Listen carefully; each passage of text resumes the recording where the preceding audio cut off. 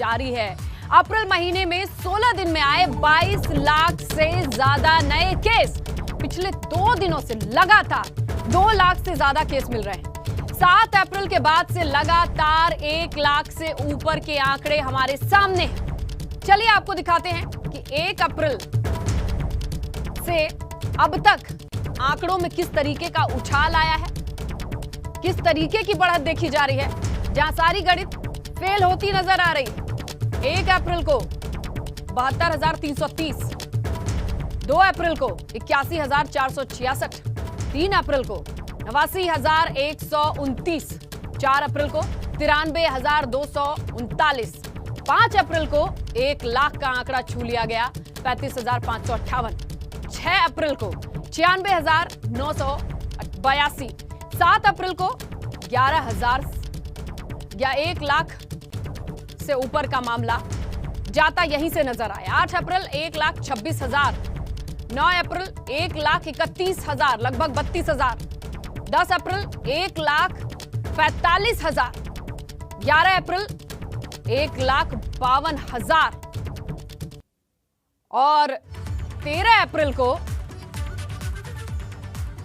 तो ये असली विस्फोट क्या है, इसे किस तरीके की ग्रोथ आंका जाए जरा देखिए। 15 अप्रैल 2 लाख का आंकड़ा छुआ गया और आज 2,17,353। तो ये ग्राफ देखिए, ये कर्व बताने के लिए काफी है कि कोरोना का असली विस्फोट कैसा है।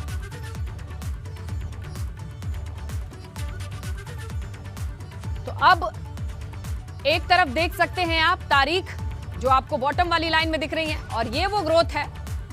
तो ये आंकड़ों से बस समझ लीजिए कि विस्फोट किस तरीके से हुआ है। बीच में बस 13 अप्रैल का दिन था जहां ये ग्राफ थोड़ा नीचे गया, बाकी 15, 16, 17 एकदम माफ कीजिए 16 जहां पर सीधी लाइन बढ़ता हुआ ग्राफ।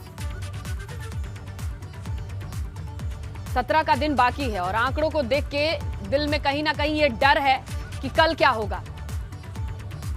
वाकई कल और आज आंकड़ों में जिस तरीके की बढ़ोतरी देखी गई है, आने वाले कल की चिंता सता रही है और आज जो परिस्थिति है वो आपके सामने है। उत्तर प्रदेश की अपडेट ये भी आपकी टीवी स्क्रीन पर है।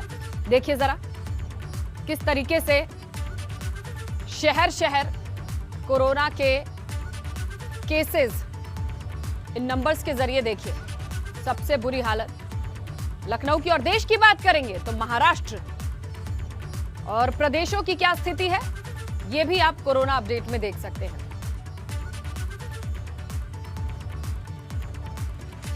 तो चलिए अब आपको हम 6 तस्वीरें दिखाते हैं जहां आप उत्तर प्रदेश में किस तरीके की चीजें चल रही हैं। 24 घंटे में जहां देश की बात करें तो 2 लाख से ऊपर का मामला। टीम 11 के साथ बैठक का दौर जारी है। वर्चुअली लगातार सीएम टच में हैं। उत्तराखंड की बात करें तो सचिवालय में आज वहां बैठक होना है। कुंभ के बाद से किस तरीके की परिस्थिति सामने आ रही है इस पर हमारी नजर बनी हुई, हम आप तक पहुंचा रहे हैं। यूपी के केसेस की बात कर लें, उत्तराखंड के केसेस की बात कर लें या फिर नाइट कर्फ्यू।